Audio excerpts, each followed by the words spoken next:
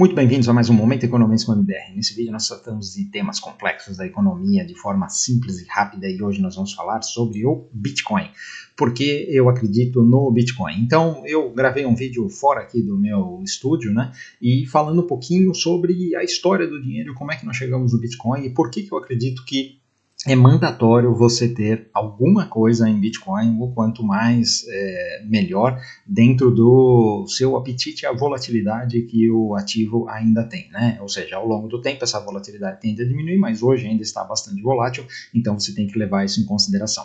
Mas o conceito do Bitcoin, sem entrar em techniques, mas muito em termos econômicos do dinheiro, eu queria que vocês entendessem para levar isso daí em consideração e depois estudar mais do como fazer isso daí. Então, eu vou passar para vocês agora aquele vídeo que eu gravei aqui fora, né? E aí vocês vão entender um pouco melhor. Então, se você está chegando agora e ainda não me conhece, meu nome é Maurício Roberto, mais conhecido como MDR. Se você curte o conteúdo, já deixa o seu like, se inscreve no canal. Se inscreve lá também no Instagram, @mfmodeon, tem live todo dia às 8h15 da manhã.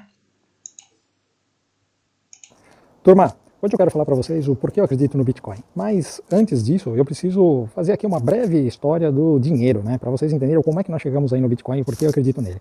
Então, voltando lá atrás, né? Quando ainda a sociedade estava começando a se organizar, nós tínhamos lá o pessoal, um criava galinha e aí tinha ovos, o outro vaca, tinha leite, tinha o pessoal que produzia azeite, trigo e assim por diante, né? Então todo mundo tinha que trocar suas mercadorias. E aí era um rolo, né? Porque o cara que tinha ovo queria azeite, o cara que tinha azeite queria leite, e enquanto não fechava esse negócio, não dava match, né? Então, o que acontecia? O comércio ele não deslanchava, né? E aí criou-se então a primeira revolução do dinheiro, que foi a estabelecer alguma coisa como dinheiro. E aí cada sociedade encontrou o seu meio, né? Alguns foram para metais preciosos, prata, ouro, cobre, outros usaram conchas, pedras, qualquer coisa, né? E aí o que acontecia? Isso se estabelecia de que 1 grama de ouro valia tantos ovos, tantos litros de leite, tantas vacas, cavalos e assim por diante, né? Isso daí foi um salto para o comércio, para criação de riqueza e acumulação de riqueza. Porque antes, como é que você acumulava riqueza? Chega uma hora, a galinha morre, a vaca morre, e era complicado, né? Então, quando você tinha aquilo para preservar o seu valor, você começou a ter as primeiras reservas de valores, né? Através desses, por exemplo, a moeda de ouro, né? E então, a partir disso, com a criação de riqueza, você começou a ter acumulação e aí começaram a ter os impérios, né, os reis e tudo mais. E esses caras, eles conseguiram conquistar territórios maiores, acumular mais riqueza, comprar escravos e tudo mais, né? E aí o que acontecia? Existia essa moeda comum que todo mundo, por exemplo, no caso do ouro, todo mundo podia simplesmente cunhar ali uma moeda de ouro ou ter uma pepita, qualquer coisa assim. E esses imperadores logo perceberam que falaram assim, oxa, isso daí eu preciso ter o controle desse negócio, né? Então começaram a recolher todo o ouro que tinha, era proibido ter ouro, né? Era proibido cunhar moedas, somente as moedas válidas eram a que tinha ali a cara do imperador, né? E aí com isso começou o monopólio da moeda. E o monopólio da moeda, obviamente, ele é focado no controle, né? Então, com esse controle, o que ele podia fazer? Ele podia começar a inflacionar a sua moeda, né? Então, a queda do Império Romano, um dos motivos foi a inflação, né, do denário. Então, o que eles fizeram? Ao invés de, como tinham o ouro era limitado, né? O que eles fizeram? Eles começaram a fazer as moedas misturando outros metais, como prata, cobre e tudo mais. E aí isso foi inflacionando, né? Porque você jogava mais moeda, mas sem a criação da riqueza. E aí as mercadorias iam custando cada vez mais caro, né? Então, essa é uma história que a gente conhece e ela vem desde lá de trás, né? Aí depois, o que aconteceu? Essa revolução, a próxima revolução disso, foi quando as pessoas perceberam que precisavam guardar o seu ouro, porque para transportar era complicado e também você tinha o risco de ser roubado e tudo mais, então aí surgiram os bancos, né? Então essa já é a segunda revolução. Os bancos eles guardavam ali o seu ouro e te davam um recibo, olha, você tem tanto de ouro aqui. E esses recibos começaram a circular em forma de papel, né? Era um contrato, e você podia também comercializar com esses recibos, né? Então uma pessoa falava assim, ó, lá naquele banco eu tenho tanto de ouro, tá aqui o recibo, então eu te passo o recibo, agora passa a ser seu aquele ouro e assim por diante, né? E aí os bancos começaram a ter credibilidade, e credibilidade suficiente para as pessoas acreditarem que o ouro estava lá. E aí os banqueiros perceberam logo que eles podiam fracionar essa reserva de ouro, né? Então começa aí a história da moeda fracionária, né? Eles pegavam e emitiam mais papéis dizendo que tinha ouro, mas na verdade não tinha todo aquele ouro. E o que acontecia? As pessoas não iam lá para resgatar o seu ouro, né? Mas quando algum banco perdia a credibilidade, o que acontecia era que as pessoas corriam lá para sacar e não tinha ouro para todo mundo, quebrava o banco e aí tinha uma crise, né?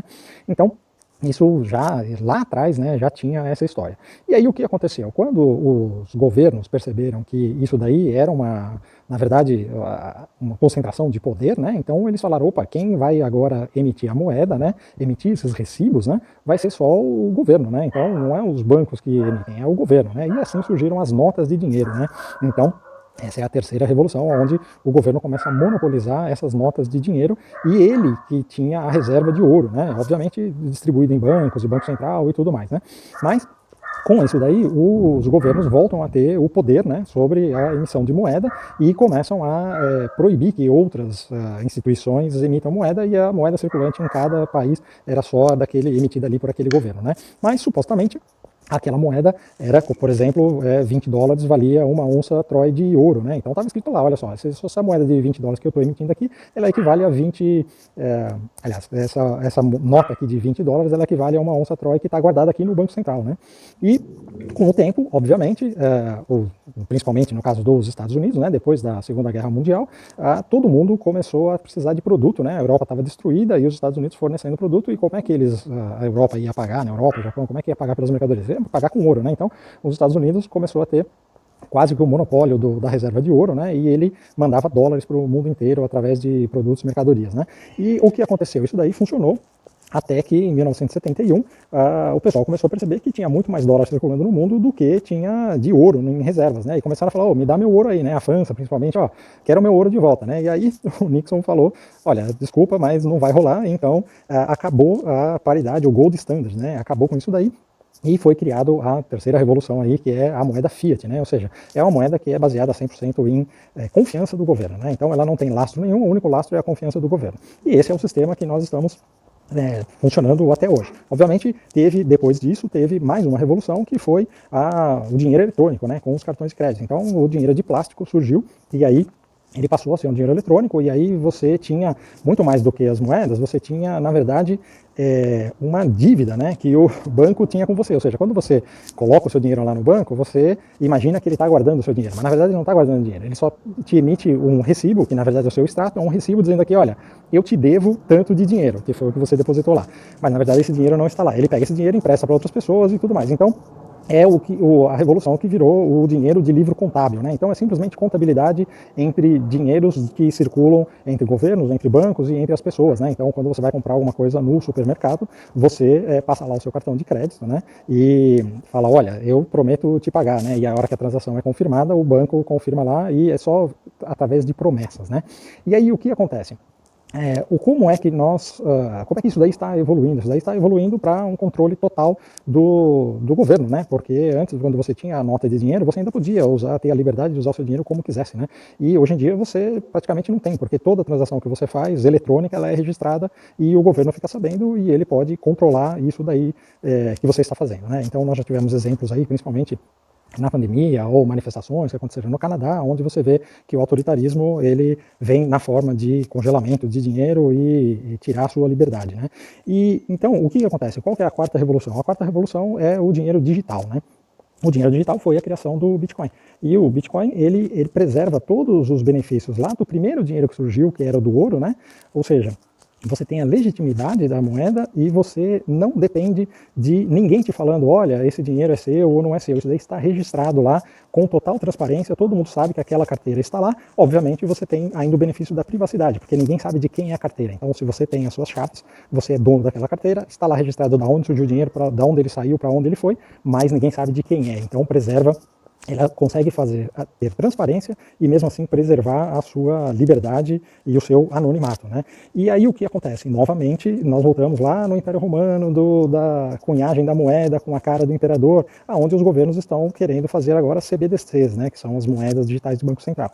E qual que é a grande tacada deles, né? É realmente controlar o cidadão através do registro, né, que vai ficar lá no Banco Central, de tudo que você vai fazer com o seu dinheiro. Então, isso significa que o governo vai poder simplesmente, né, com essa CBDC, ele vai falar, olha, essa semana aqui você abasteceu o seu carro 2 vezes, seu carro a gasolina, e eu não quero que você tenha carro a gasolina, eu quero que você tenha carro elétrico. Então, a semana que vem você não pode mais abastecer com esse dinheiro aqui digital.